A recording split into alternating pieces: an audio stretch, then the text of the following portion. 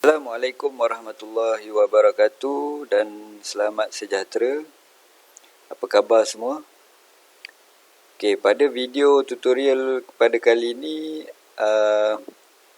saya nak menerangkan satu topik yang ada dalam subjek keusahawanan yang mana tajuknya adalah Business Model Canvas. Jadi sebelum ni saya dah terangkan tentang bagaimana nak menentukan idea dan peluang-peluang dalam nak membuka perniagaan ataupun bisnes. Jadi sebelum tu kita nak kena tahu dulu apa definisi bagi model bisnes. Jadi di sini dinyatakan model bisnes adalah menggambarkan rasionalnya bagaimana individu ataupun organisasi ataupun syarikat mencipta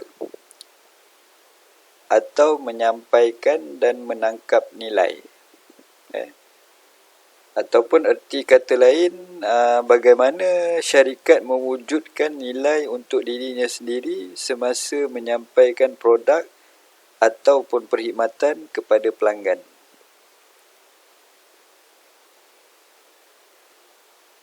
Okey, jadi di sini ada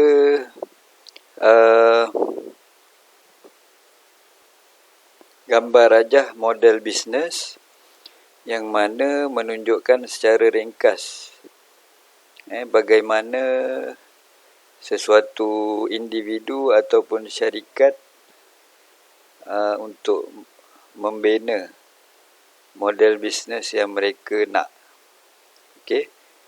Jadi kalau kita lihat di sini bagaimana sesebuah syarikat yang nak memulakan perniagaan ataupun nak berniaga ataupun nak mengusahakan sesuatu perniagaan perlu mencipta sesuatu produk ataupun servis ataupun kata lain perkhidmatan yang boleh disampaikan kepada customer ataupun pelanggan. Jadi bagaimana syarikat nak menyampaikan, persoalannya bagaimana syarikat nak menyampaikan produk ataupun servis kepada customer di mana daripada perkara tersebut akan memberi pulangan kepada syarikat, iaitu hasil pendapatan ataupun nilai yang boleh diperolehi oleh syarikat. Ini yang dikatakan ataupun digambarkan sebagai business model ataupun model bisnes secara ringkas, secara asasnya. Jadi gambar rajah model bisnes ini dapat menjelaskan sedikit tentang definisi model bisnes tadi. Jadi jika anda ingin membuka sesuatu perniagaan atau ingin memulakan suatu perniagaan, jadi perkara-perkara ini yang anda perlu fikirkan ataupun anda perlu buat model bisnes ini untuk anda merangka ataupun merancang perniagaan anda dengan lebih tersusun. Jadi sebelum ini saya ada bagi satu tugasan kepada setiap grup untuk mendapatkan ataupun memikirkan produk ataupun servis yang kamu nak buat untuk satu perniagaan. Kemudian apa nama ataupun brand bagi produk tersebut ataupun servis dan juga logo. Jadi rentetan daripada tugasan tersebut, bila kamu dah dapat produk, brand, nama produk dan juga logo, so selepas itu kamu kena merancang ataupun merangka. Apa langkah-langkah yang harus kamu lakukan untuk memulakan perniagaan? Jadi langkah seterusnya kamu perlu bina business model ataupun model bisnes yang mana seperti yang saya nyatakan tadi, pada hari ini kita nak tahu tentang business model canvas yang mana ianya akan dapat membantu para peniaga yang ingin memulakan perniagaan kepada beginner lah. Apa itu business model canvas?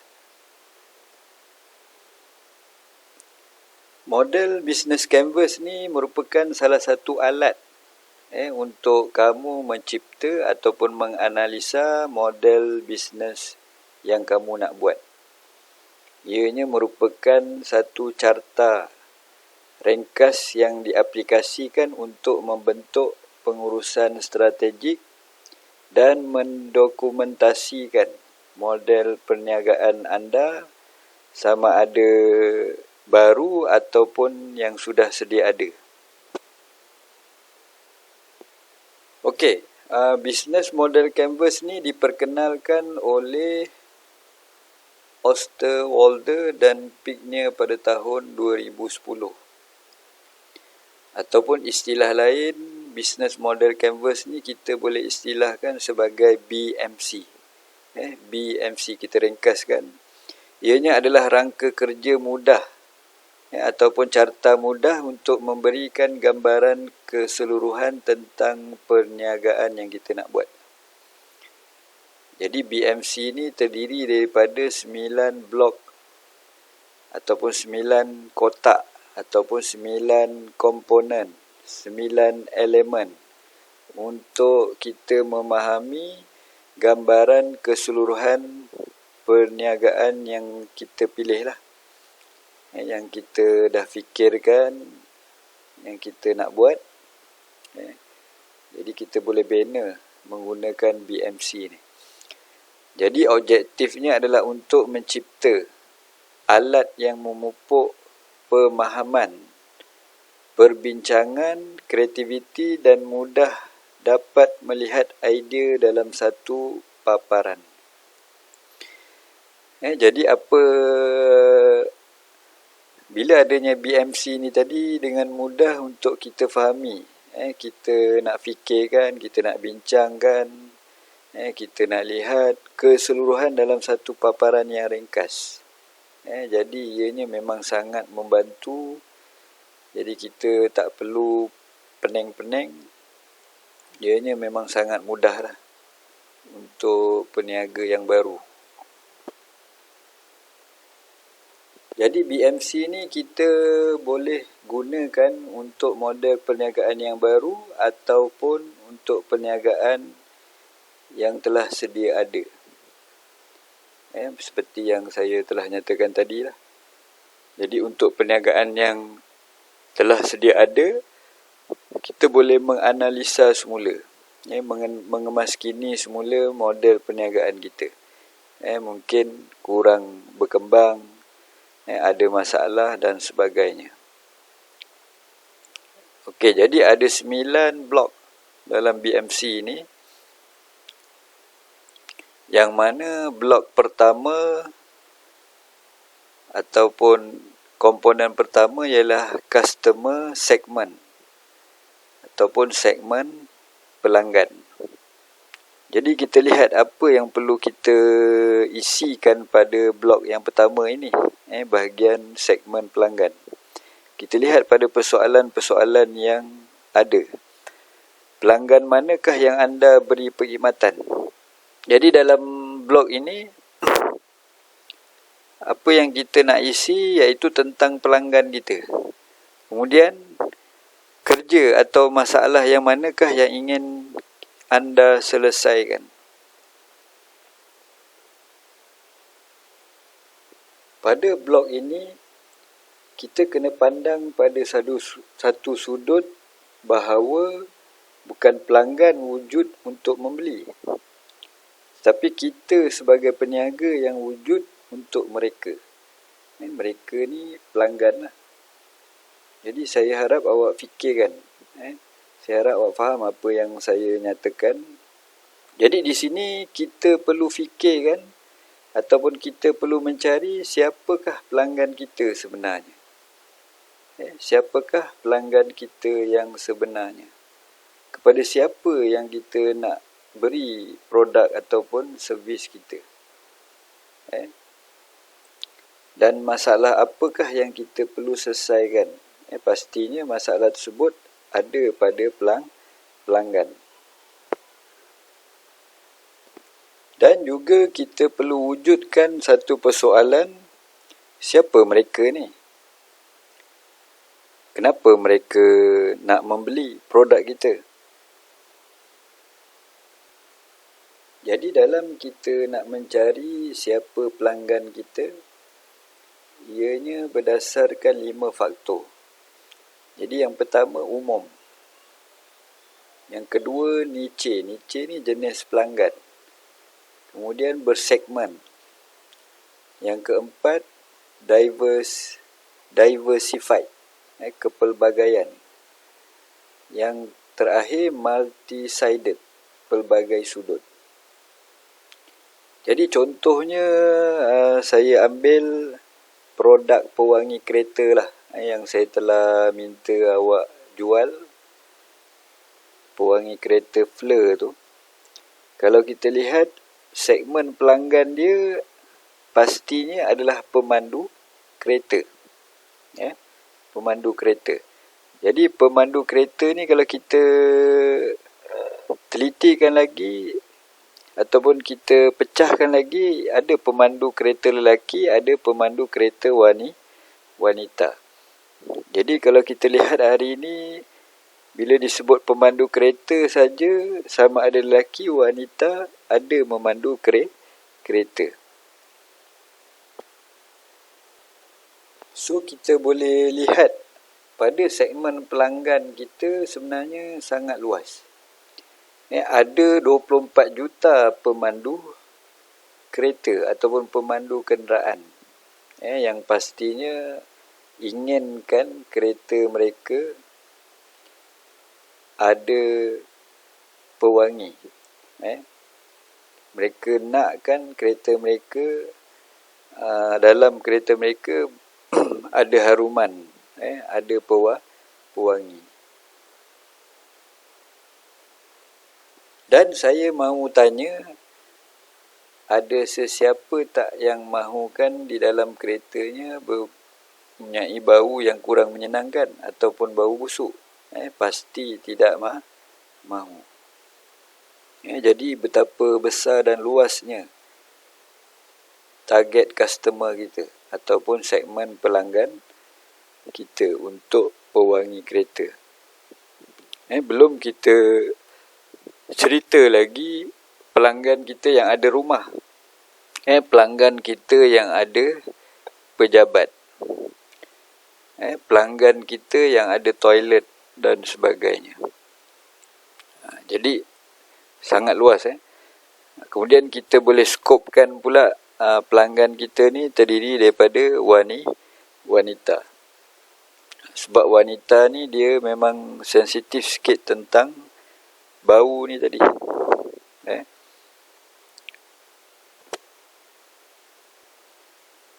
Okey. Istilah lain bagi blog ini kita juga boleh panggil sebagai target customer. Targeting customer kita ataupun pelanggan yang kita sasarkan untuk perniagaan kita. Okey.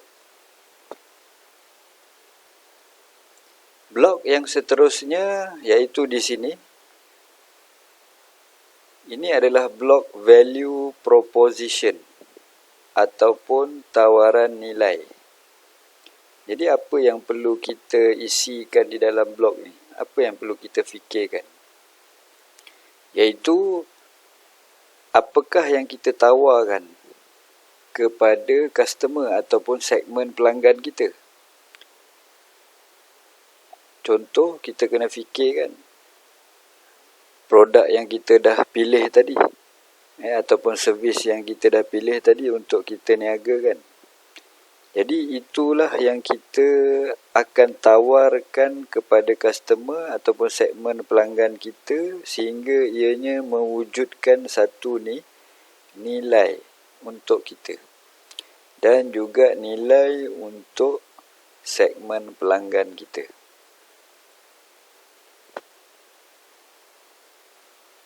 Jadi ini merupakan satu perkara penting pada blok value proposition ni untuk kita fikirkan yang mana bukan sebab idea ataupun produk kita ataupun servis kita, tetapi ada apa yang kita beri kepada pelanggan kita.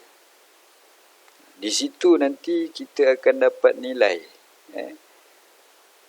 hasil apa yang kita tawarkan, apa yang kita berikan kepada pelanggan. Contohnya, adakah kita dapat menyelesaikan masalah ataupun kehendak pelanggan kita. Itu kita kena fikirkan. Kenapa pelanggan nakkan produk ataupun servis kita? Itu juga satu perkara yang persoalan yang kita kena fikirkan. Dapatkah tawaran yang kita berikan kepada pelanggan kita dapat memuaskan hati pelanggan kita? Adakah pelanggan kita berpuas hati menggunakan produk ataupun servis kita? Ini perkara-perkara yang kita perlu isikan dalam value proposition, sehingga ianya boleh mewujudkan nilai kepada kita ataupun syarikat kita tadi. Adakah pelanggan suka dengan ataupun peduli dengan produk kita ataupun servis kita? Ini yang kita perlu listkan dalam dalam blok value proposition ni. Okey?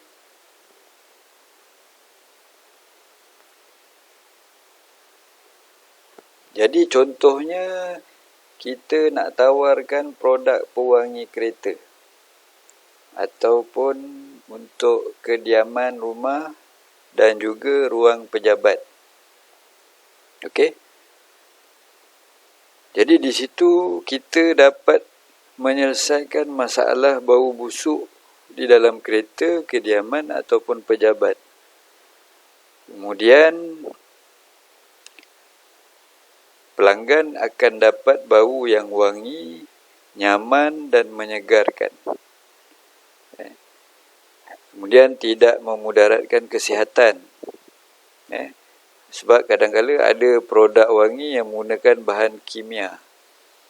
Jadi apabila pelanggan menggunakan, ada kesan sampingan. Contohnya sakit kepala, sakit hidung dan sebagainya.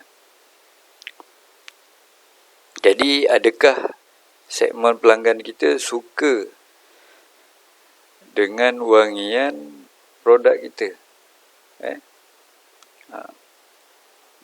Jadi pastinya kalau pelanggan suka, pasti akan ada pembelian ulangan daripada pengguna.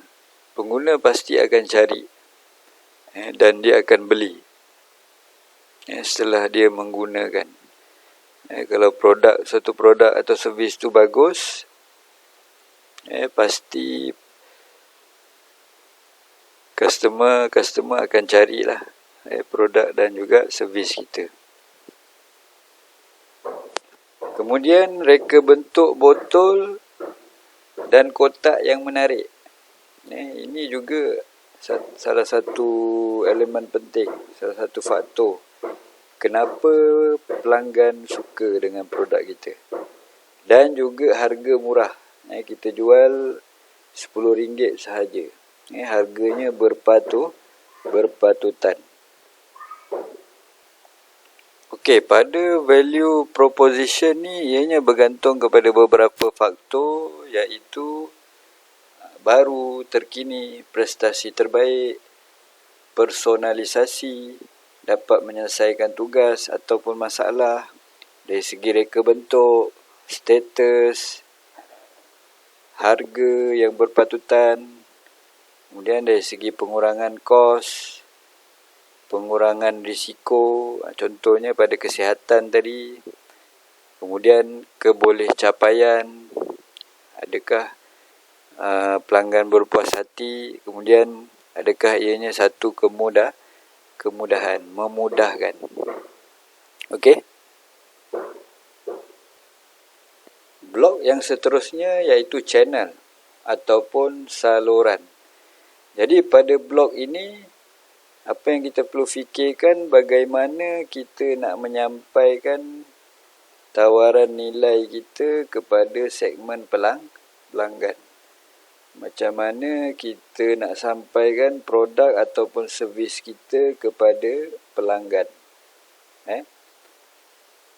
Jadi, apa yang perlu kita listkan untuk kita menyalurkan tawaran nilai kita tadi.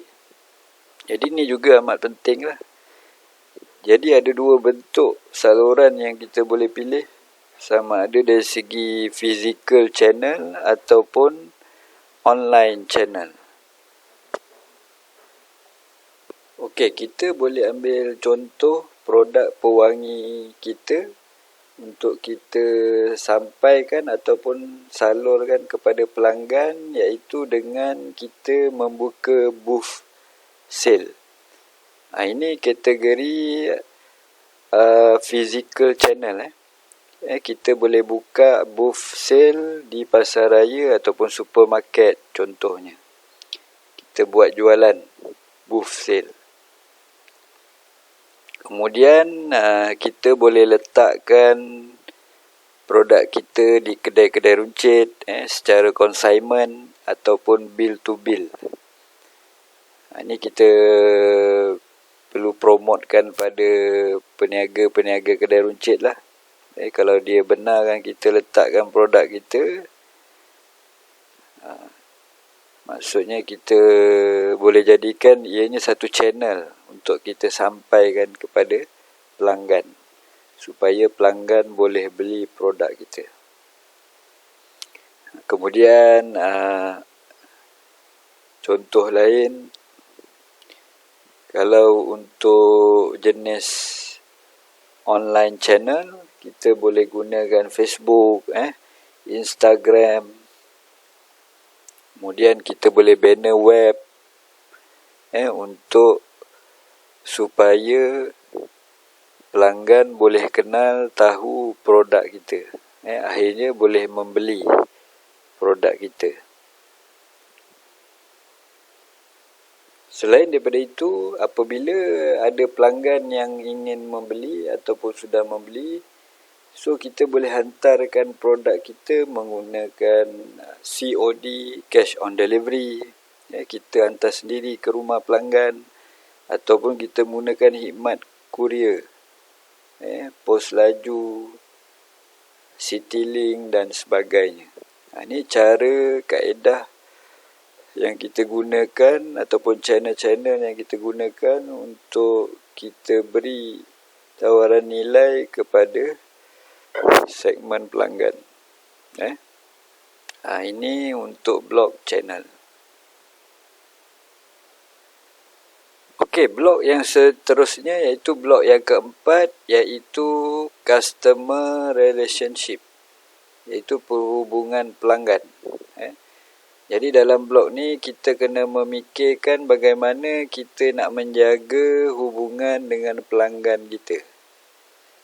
Ataupun kita perlu wujudkan satu persoalan, bagaimana kita ataupun syarikat kita ingin mendapatkan, menyimpan dan mengembangkan pelanggan. Jadi ini bukan satu perkara yang mudah lah. Ianya perlu diisi ataupun perlu dilistkan bagaimana, apa cara untuk kita menjaga hubungan pelanggan kita. Sebab itu Salah satu contoh, kalau syarikat-syarikat besar, mereka mengadakan operator pertanyaan, kaunter khidmat pelanggan dan sebagainya. Itu bertujuan untuk menjaga hubungan antara syarikat dengan pelanggan mereka. Ianya terdapat teknik-teknik dan strategi yang perlu kita fikirkan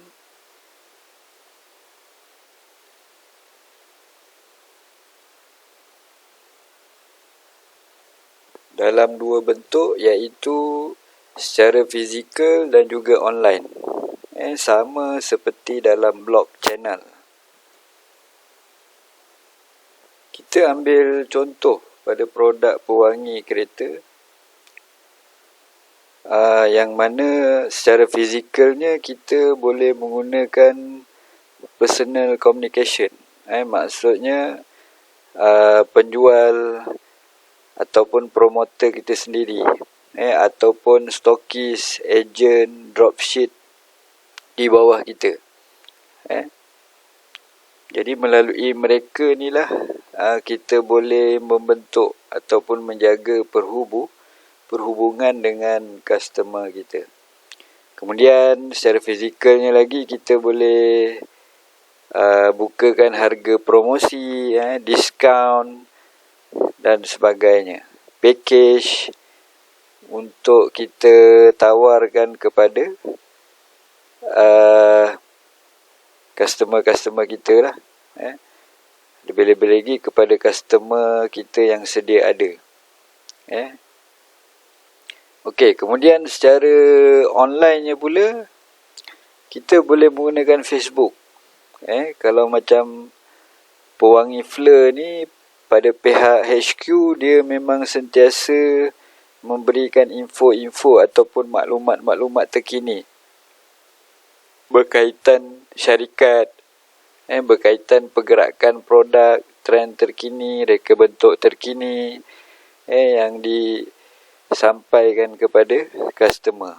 Jadi ini juga satu proses kita menjaga hubungan dengan pelanggan, supaya pelanggan sentiasa mengetahui perjalanan syarikat kita ataupun produk yang kita keluarkan.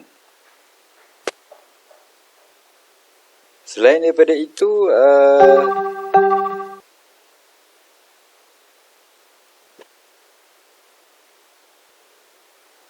WhatsApp, Telegram juga boleh menjadi salah satu platform. Kemudian kita adakan grup online, dan sebagainya. Jadi ini semua bertujuan untuk menjaga hubungan kita dengan pelanggan, customer relationship. Okey. Jadi itu contoh-contoh dia lah. Jadi dengan adanya blog yang keempat ni tadi, kita bukan saja dapat memperolehi pelanggan, malah kita dapat menjaga ataupun menyimpan pelanggan yang sedia ada, dan seterusnya akan memperolehi pelanggan yang baru. Kita dapat kembangkan lagi bilangan customer kita. Malah mereka ni tak akan mencari produk yang lain, sebab mereka telah berpuas hati menggunakan produk kita. Okey.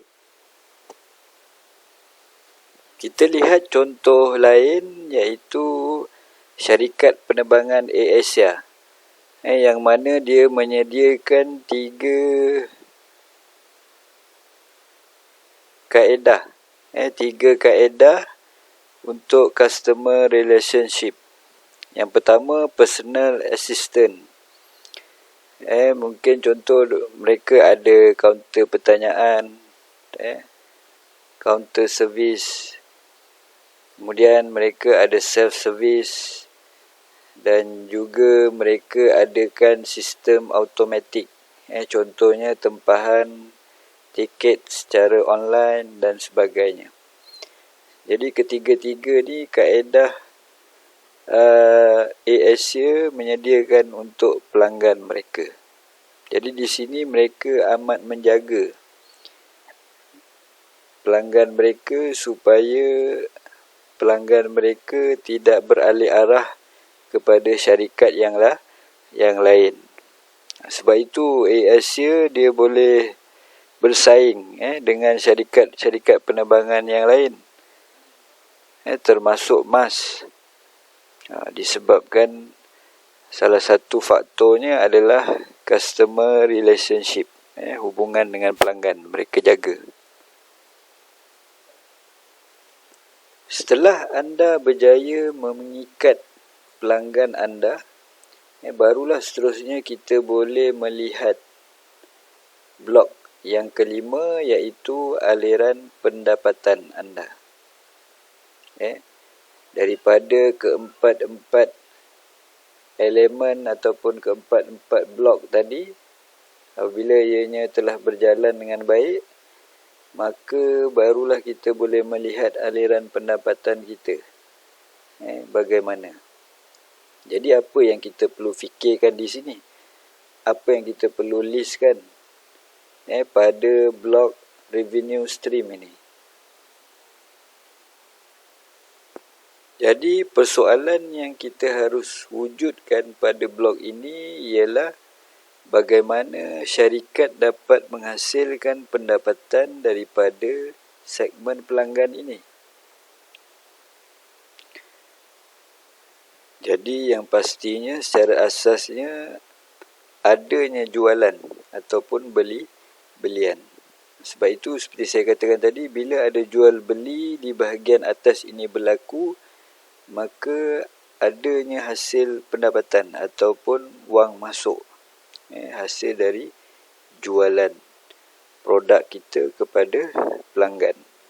Tetapi kita juga harus memikirkan atau mewujudkan satu persoalan, apakah hasil atau nilai yang pelanggan akan dapat dari apa yang mereka bayar. Apa yang customer dapat dari dia membeli produk kita. Ini persoalan ini kalau kita dapat huraikan, dapat listkan, maka kita akan pastikan aliran pendapatan kita akan berlaku pada setiap masa, pada setiap hari. Jadi di situ pendapatan kita akan diperolehi secara berulangan.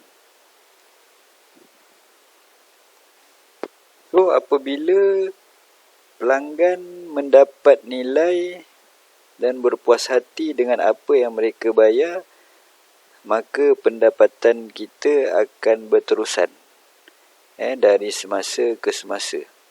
Pelanggan akan terus membeli produk-produk kita.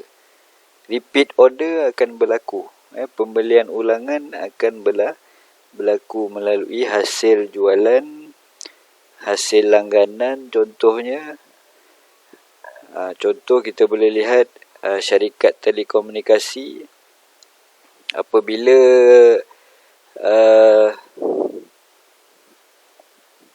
pembeli menggunakan talian syarikat komunikasi tersebut, maka secara bulanan ataupun setiap hari pengguna akan membeli top up ataupun prepaid apabila mereka nak menggunakan. Jadi aliran pendapatan syarikat telekomunikasi tersebut akan berulang secara setiap hari ataupun secara bulanan. Dan makin lama, jika servisnya bagus, pendapatannya akan semakin berkembang. Harga juga memainkan peranan penting untuk memastikan aliran pendapatan kita akan berterusan. Maksudnya harga yang bersesuaian, harga yang berpatutan dengan produk dan servis kita. Pada produk pewangi kereta tu contohnya, jadi aliran pendapatan boleh masuk melalui jualan produk pewangi itulah. Bila kita jual pada seorang individu, customer, maka RM10 tu tadi daripada nilai jualan akan masuk dalam aliran pendapatan. Kemudian repeat order, pembelian ulangan daripada customer, servis kedai runcit yang kita letakkan produk kita di kedai tersebut, kemudian restock daripada ejen, dropship kita. Daripada situ ada komisen-komisen yang kita boleh dapat. Jadi ini yang dikatakan ataupun yang perlu kita listkan pintu-pintu untuk aliran pendapatan kita dari semasa ke semasa. Blok yang seterusnya adalah key resources ataupun sumber utama. Jadi apa yang kita perlu fikirkan dalam blok ini adalah apakah aset ataupun sumber-sumber utama dalam kita nak menghasilkan tawaran nilai ni tadi. Ataupun untuk kita menghasilkan produk atau servis kita. Sebab apa? Kalau tak adanya sumber utama ni tadi, maka macam mana kita nak wujudkan tawaran nilai dan bagaimana segmen pelanggan kita nak mendapatkan kalau tawaran nilai kita tak ada. Ataupun macam mana customer nak beli kalau produk kita tak ada. Produk kita boleh terhasil melalui sumber-sumber utama ni. Jadi di sini kita perlu wujudkan satu persoalan, apakah aset yang paling penting ataupun sumber-sumber yang paling penting yang diperlukan untuk membuatkan model bisnes kita ni berjalan. Apa yang perlu kita ada? Kalau tidak, kita punya bisnes akan stuck tanpa sumber-sumber ni. Kemudian kita kena fikirkan juga sumber yang paling penting dahulu yang perlu kita adakan. Mengikut kemampuan kita. Jadi sumber-sumber utama ni berdasarkan kepada 4 perkara. Yang pertama, manusia. Contoh, kita memerlukan pekerja untuk memastikan bisnes kita berjalan. Kita memerlukan seller. Kita memerlukan ejen dan sebagainya. Untuk memastikan produk kita terjual. Kemudian yang kedua, secara fizikal.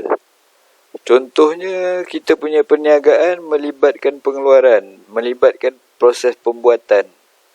Kita perlukan mesin. Kita perlukan lori contohnya untuk menghantar barang dan sebagainya. Itu dalam bentuk fizikal. Kemudian yang ketiga dalam bentuk kewangan, finance. Modal yang kita perlukan, sama ada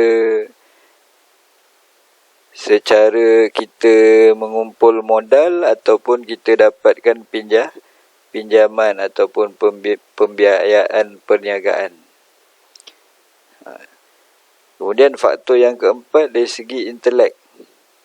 Jadi kita perlukan designer contohnya, teknologi untuk menggerakkan perniagaan kita. Ini termasuk dalam sumber utama, key resources yang penting untuk kita memastikan kita punya model perniagaan berjalan dengan baik.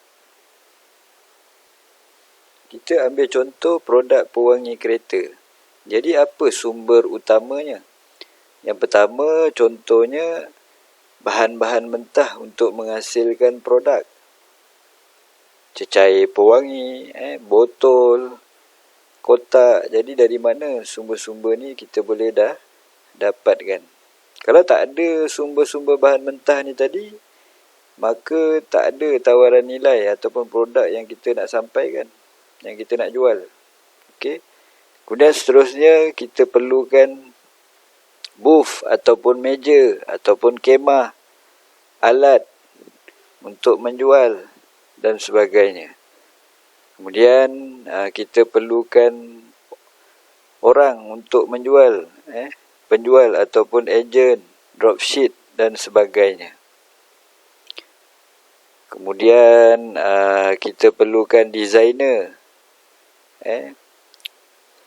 orang yang ada ilmu tentang IT, online dan sebagainya. Jadi ini merupakan sumber-sumber yang diperlukan untuk memastikan perniagaan pewangi kereta kita berjalan dengan baik, untuk menghasilkan satu tawaran nilai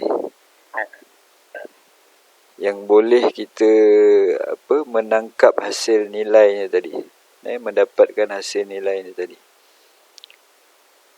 Okey. Setelah adanya sumber-sumber utama, barulah kita boleh pergi ke blok yang seterusnya, iaitu blok ketujuh, iaitu key activities, aktiviti utama. Jadi dalam blok ini kita perlu fikirkan apa aktiviti utama yang perlu kita laksanakan. Jadi persoalan dia, apa perkara penting ataupun aktiviti penting yang perlu syarikat lakukan untuk model bisnes berjalan.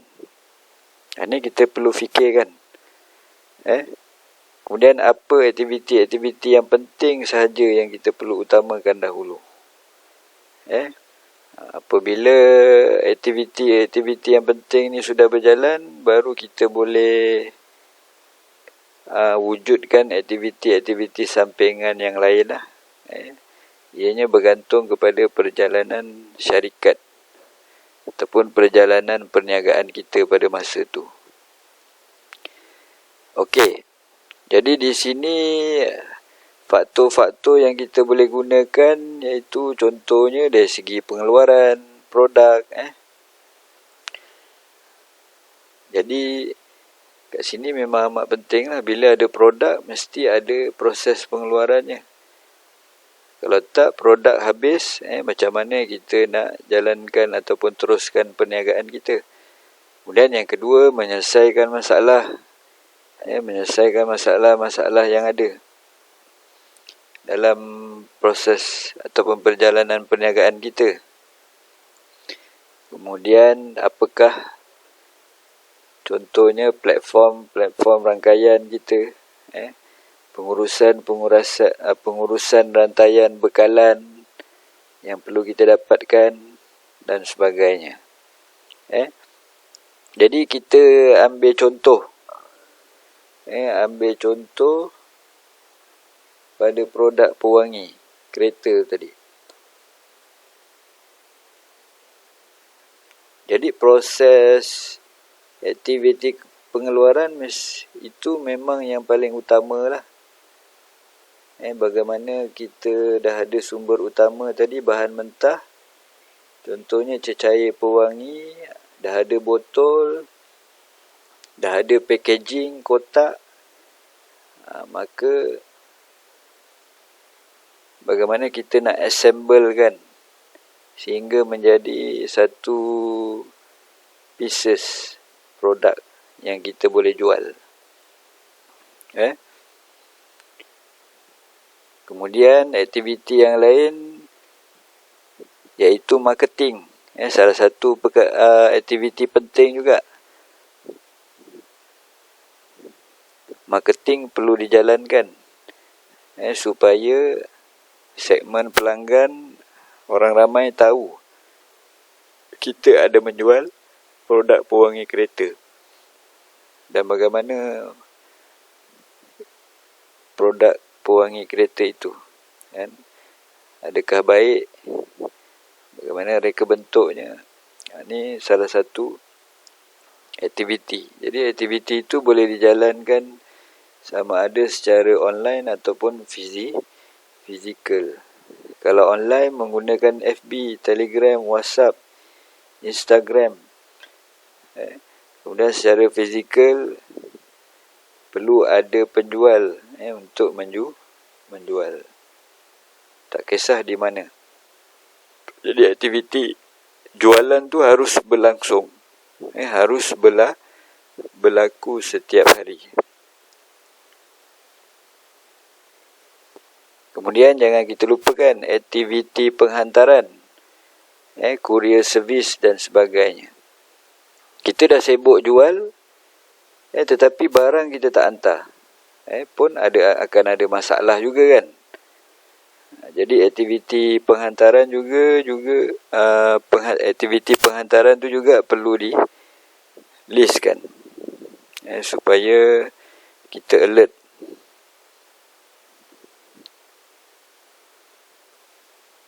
Okey, apabila kita sudah ada sumber utama dan juga aktiviti utama, selepas itu kita memerlukan rakan niaga utama ataupun key partners supaya sumber utama ni kita dapat perolehi dengan baik dan juga kita dapat jalankan aktiviti utama dalam perniagaan kita.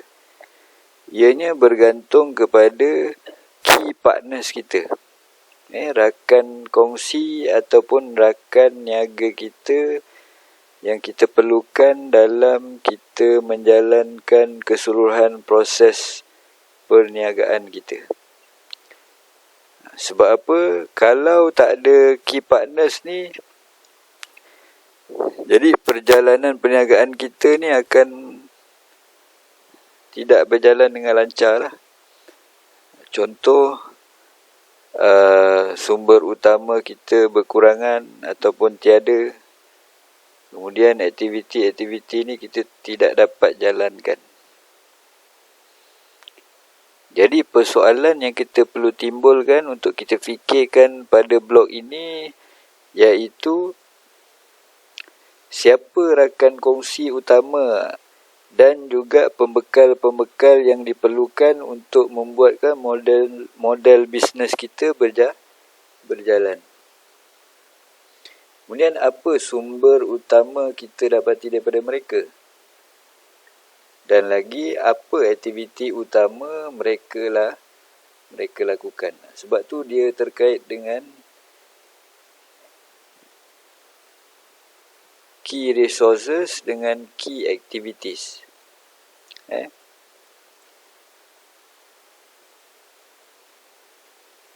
Contohnya kepada rakan niaga kita, contoh pembekal ataupun supplier kepada sumber utama bahan mentah kita. Kemudian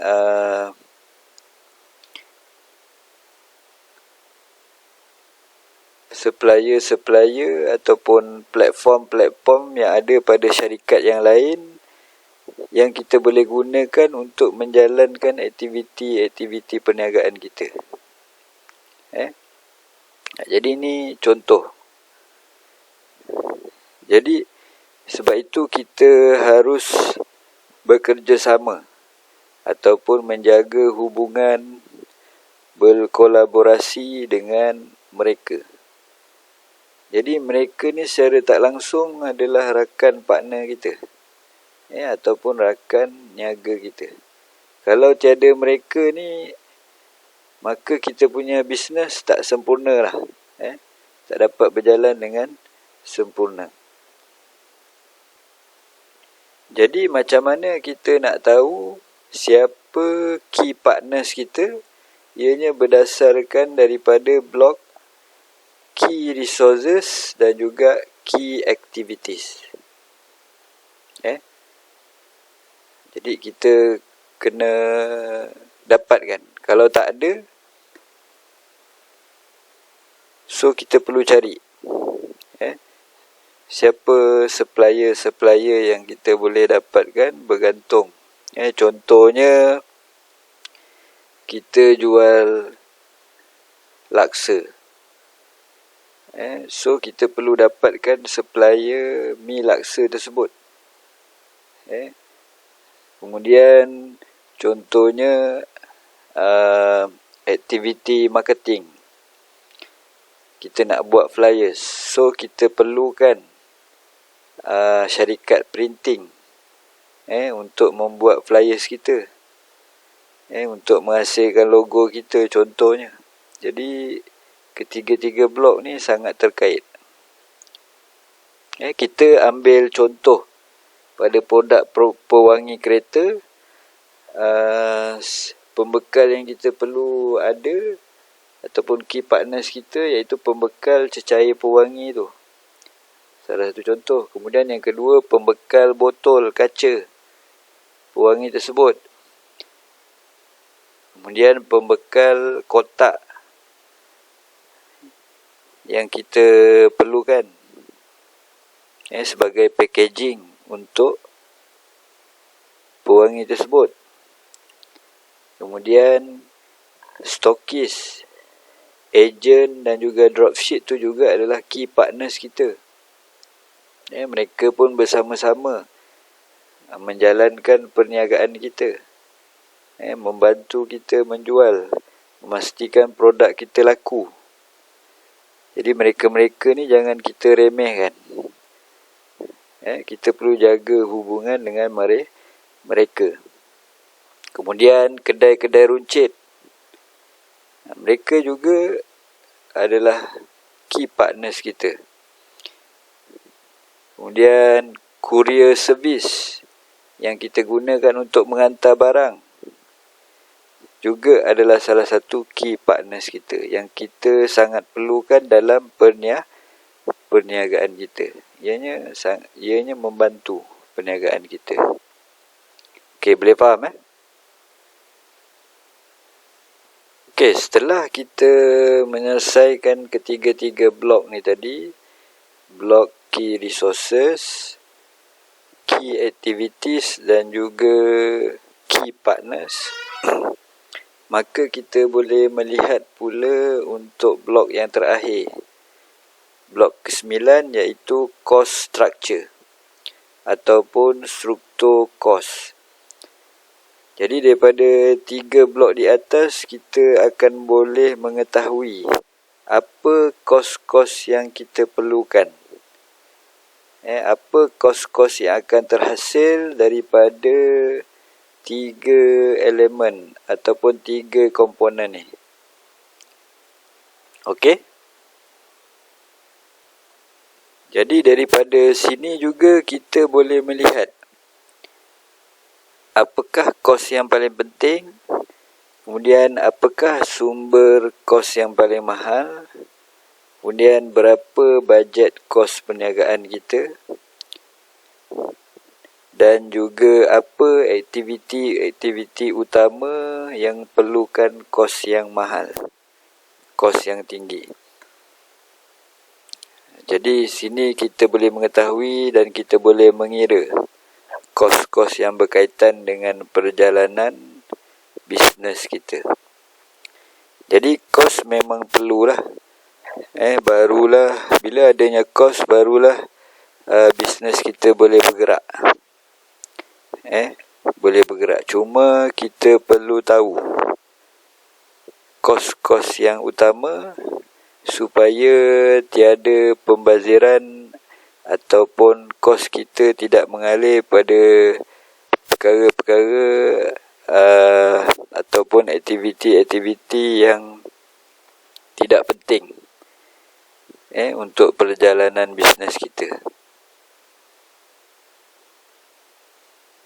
Kos ini akan terbahagi kepada 2, iaitu kos tetap dan juga kos berubah. Ada 2 bahagian kos kat situ yang kita perlu tahu. Okey, contohnya kita lihat struktur kos untuk produk pewangi kereta. Yang pertama, contohnya bahan mentah. Kos bahan mentah, untuk dapatkan bahan mentah tersebut ada kos dia, dan itu juga adalah kos yang penting lah, daripada key resources ni tadi. Yang kedua, kos marketing, yang kita nak jalankan dalam key activities, contohnya pengiklanan, flyers, printing dan sebagainya. Kos alatan yang kita perlukan, ini terdapat dalam key resources. Alatan-alatan yang kita perlukan, nak beli meja dan sebagainya. Kemudian kos sewa kedai, kalau kita ada kedai. Kemudian kalau kita ada office, sewa office. Kemudian sewa tapak contohnya, di event-event perniagaan ataupun expo kat mana-mana. Dan yang terakhir sekali, kos untuk gaji pekerja contohnya. Kalau kita ada pekerja yang bantu kita untuk menjual. Jadi itu semua kos yang perlu kita senaraikan, yang perlu kita strukturkan supaya kita boleh nampak. Okey, jadi ini sedikit penerangan ke 9 blok tentang BMC, Business Model Canvas. Jadi bila kita dah dapat selesaikan keseluruhan blok, so yang terakhir 2 blok bawah ni kita boleh perhatikan berapa kos pada struktur kos, berapa nilai dia. Kemudian kita lihat berapa nilai aliran pendapatan yang kita dapat.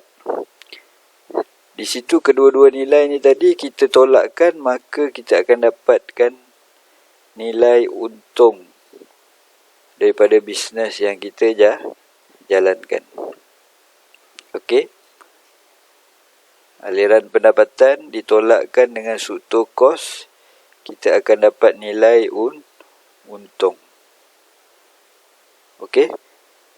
Jadi saya harap kamu semua dapat faham. Cuba fahamkan.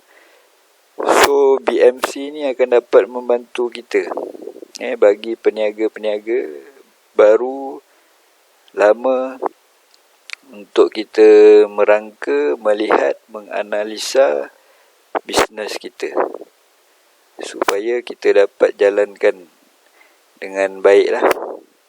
Okey. Jadi 9 blok tadi kita boleh paparkan seperti ini. Ada 9 blok. Customer segment, tawaran nilai, channel, customer relationship, revenue stream, kemudian key resources, key activities, key partners dan juga cost structure. So paparan ni kat sini kita boleh cadangkan ataupun fikirkan ataupun senaraikan perkara-perkara yang perlu ada berdasarkan apa yang telah kita bincangkan tadilah, berkenaan Business Model Canvas. Ianya ringkas, mudah dan sangat membantu.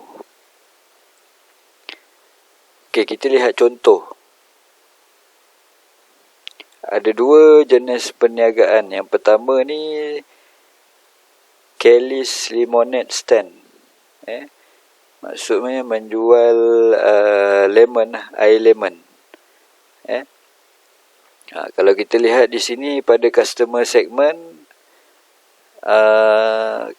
segmennya adalah orang-orang yang lalu lalang di kawasan tersebut.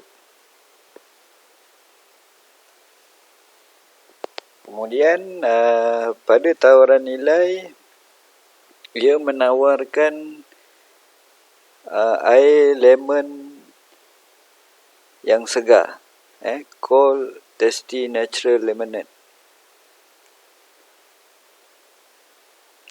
Kemudian kalau kita lihat channel yang digunakan iaitu booth sale. Dia ada meletakkan meja jualan di tempat tersebut. Kemudian dia menyediakan web secara online untuk channel supaya tawaran nilai yang ada ni tadi dapat disampaikan kepada segmen pelanggan. Kemudian cara dia menjaga hubungan dengan pelanggan adalah melalui kaedah personal. Maksudnya penjual yang menjual air lemon tu sendiri. Jadi bagaimana layanan pada customer, kemudian cara dia menjual, kaedah dia mempromosi, ni semua untuk bahagian relationship, customer relationship. Kemudian pada key resources dia ataupun sumber utama yang dia perlukan, bahan mentah lah. Bahan-bahan untuk menyediakan air lemon segar tadi.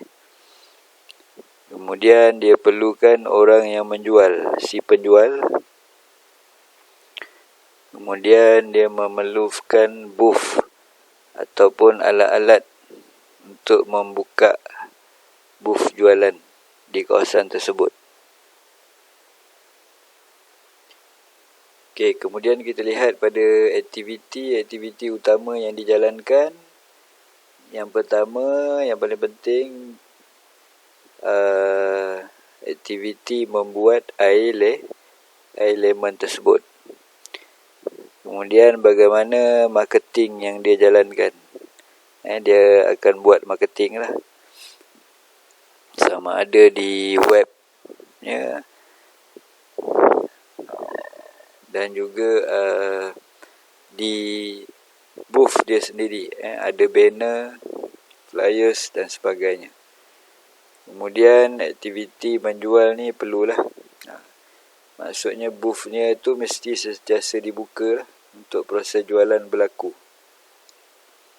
Setelah itu kemudian pada key partners dia adalah majlis pembandaran. Yang mana majlis pembandaran ni lah untuk dia dapatkan lesen yang membolehkan dia berniaga di kawasan tersebut.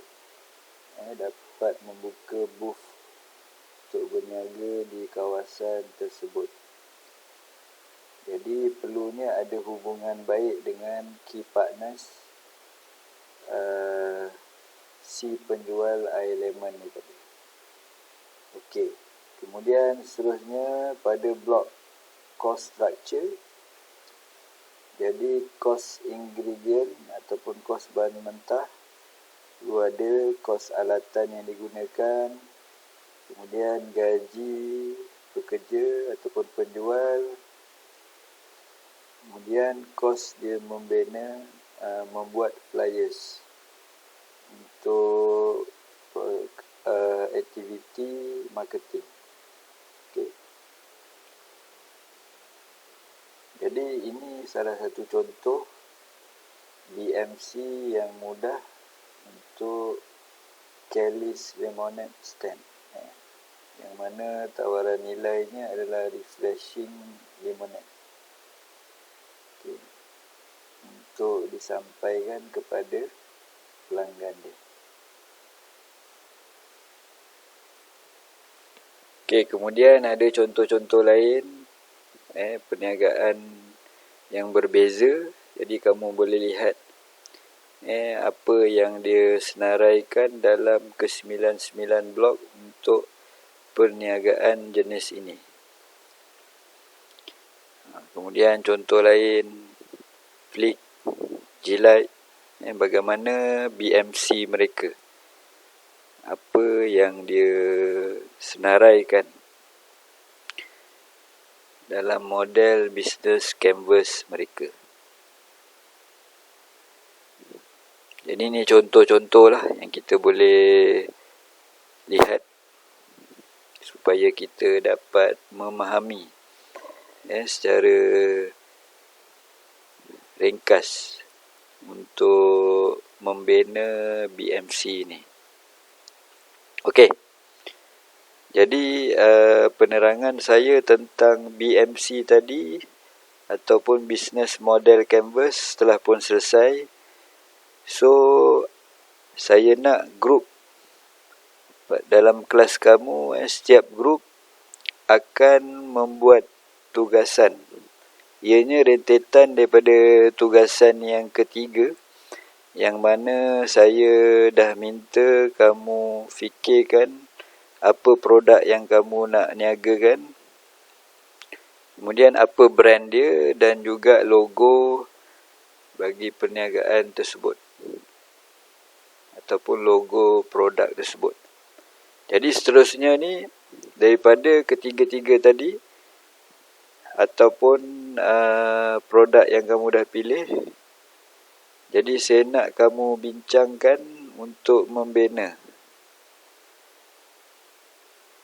ataupun merangka menggunakan BMC ini, menggunakan business model canvas.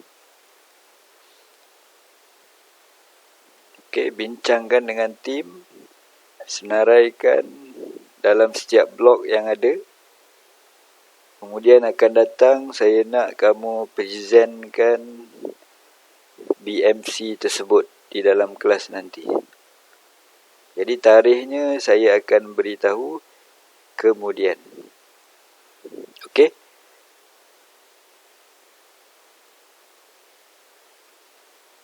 Jadi seperti awal tadi saya ada beritahu yang mana kenapa perlunya kita memahami atau mempelajari business model canvas ini adalah untuk memudahkan kita merangka ataupun merancang bisnes kita yang kita nak laksanakan. Jadi ianya sangat membantu dalam proses kita nak membina ataupun nak melaksanakan perniagaan yang kita nak buat lah. Okey. Jadi tugasan tadi yang saya nak kamu buat, setiap grup adalah daripada projek business plan yang ada dalam subjek ni. Okey. Jadi saya harap kamu boleh buatlah dan bincangkan. Semoga kamu dapat merangka rancangan perniagaan grup kamu dengan baik. Jadi itu saja daripada saya. Yang baik itu datang daripada Allah, yang buruk itu datang daripada diri saya sendiri. Jadi sekian, terima kasih.